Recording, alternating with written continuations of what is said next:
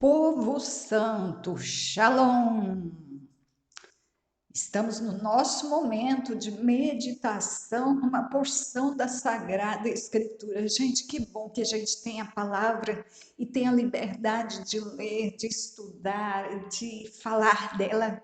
Esta palavra é boa demais, ela é a nossa vida. Nós dependemos desesperadamente da palavra.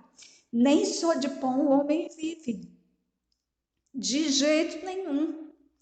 Quem come pão várias vezes ao dia sobrevive, mas vida não tem.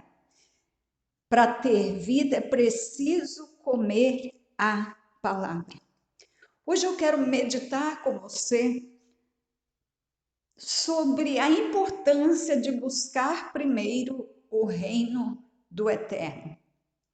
Mas eu não vou ler Mateus 6:33. Eu vou dar um exemplo, eu vou ler uma passagem bíblica que dá um exemplo de prioridade para o reino do Eterno. E o exemplo que eu vou usar hoje está em Ageu, capítulo 1, versos 8 até o 11. Ageu 1, de 8 a 11. Eu quero lembrar a você que o contexto aqui de Ageu é: o povo voltou do exílio e chegou na terra, veio de volta a Jerusalém, povo de Israel, né? E aí vamos ver como que foi isso, como é que o povo voltou para a sua terra, o que o povo fez quando voltou para a sua terra. Primeiro que esse povo estava alegre demais, por ter voltado à terra. Gente, a gente não sabe o valor disso para Israel. Voltar à sua terra. Mas vamos ler aqui. Ageu 8. Subir. É uma ordem. Subi o monte e trazei madeira, e edificai a casa, e dela me agradarei, e eu serei glorificado, diz o Senhor. Olha bem, o Senhor está dizendo: se vocês subirem o monte e trouxerem madeira para edificar a minha casa, eu vou me agradar desta casa.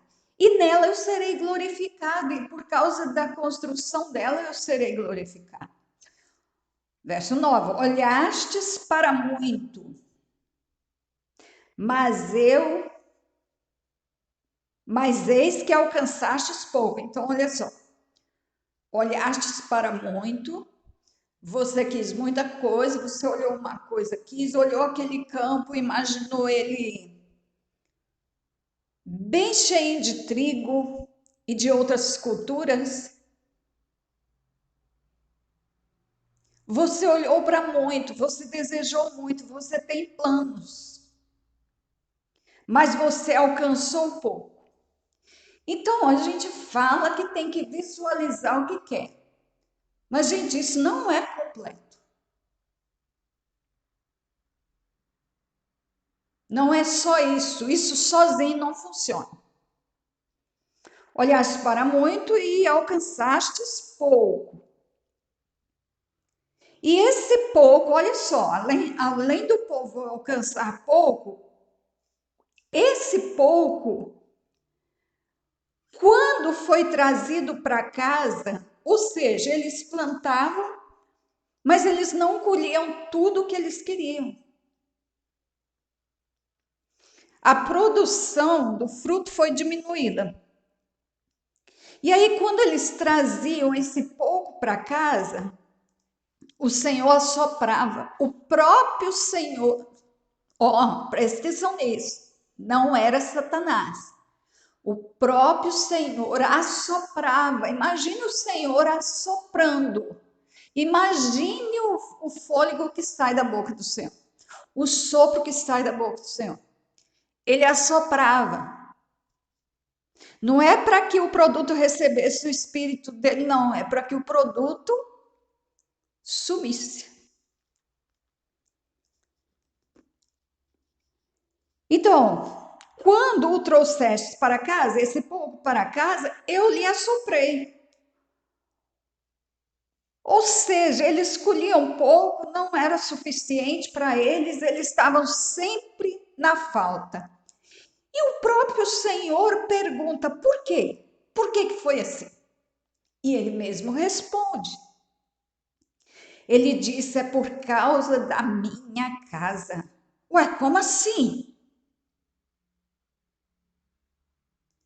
Colhemos pouco, pouco foi dissipado e é por causa da tua casa? Qual a relação?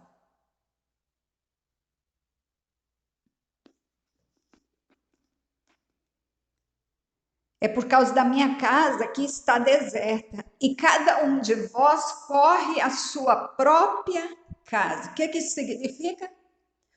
O templo tinha sido destruído e quando eles voltaram do cativeiro babilônico, eu já falei sobre isso com você, mas eu quero te lembrar. Porque nós podemos ter muitos problemas por causa de coisas assim e a gente não está sabendo a causa dos problemas e os problemas nunca se resolvem. Então, isso pode ser um problema na nossa vida em particular e pode ser um problema para uma igreja local. Quando eles voltaram do exílio, gente, o que a gente faria numa situação dessa? Cada um ia procurar a sua casa de volta. Reformar o que precisava ser reformado, por quê? Porque você ia dar prioridade a abrigar a sua família. Isso é óbvio. Isso é coisa de ser humano. E foi isso que o povo fez. E o povo não era pior que nós, é igual. Nós faríamos isso também.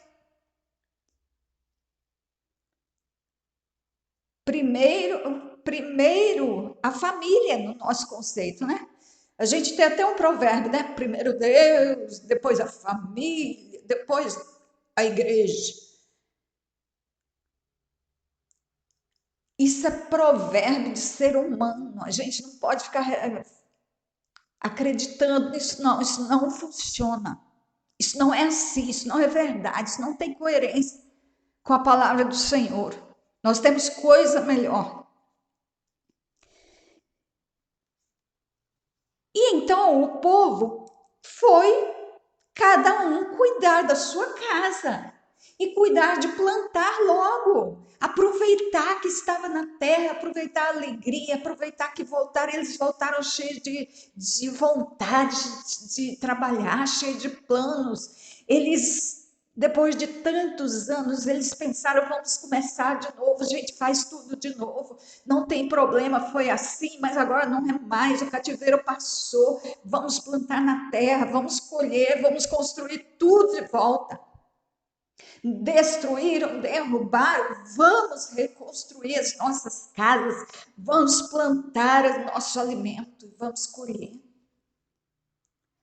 Ótimos planos. Se não tivesse uma tal de uma casa do Altíssimo.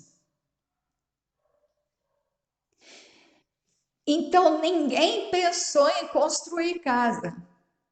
Dizem até que pensaram, mas viram dificuldade e deixaram para lá. Não sei. O texto aqui dá a entender que ninguém se preocupou com isso. Por quê? Porque tinha muita coisa para fazer, gente. Tem que alimentar, né? Tem que plantar para colher. Depois a gente vê a casa. A ideia foi por aí. Por quê? Porque o ser humano tem que aprender. Buscai primeiro o reino de Deus. As outras coisas vos serão acrescentadas. Você terá tempo, você terá força, você terá capacidade de desempenhar as outras coisas. Mas dê prioridade àquilo que o Senhor mandou fazer. Dê prioridade àquilo que é para o reino, àquilo que é para todos. E a casa de oração era onde o povo adorava junto, era onde o povo fazia o sacrifício pelo pecado, era onde o Senhor falava com o povo. Então a casa era extremamente importante para o relacionamento entre Israel e o Senhor.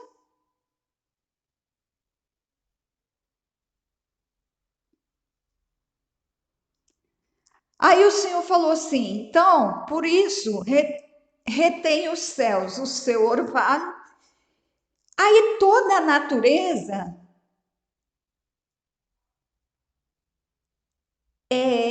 agiu no sentido de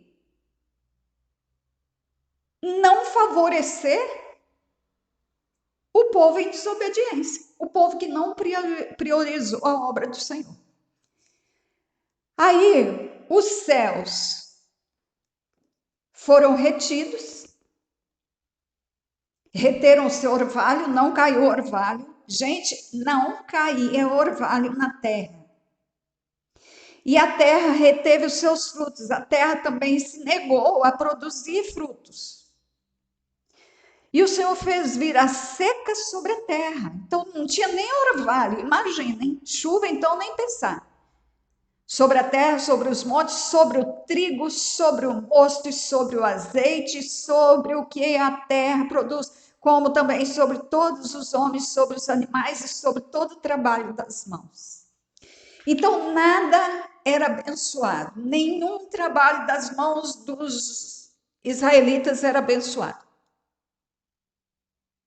Nada do que eles plantavam era abençoado, a terra não estava abençoada. Por quê?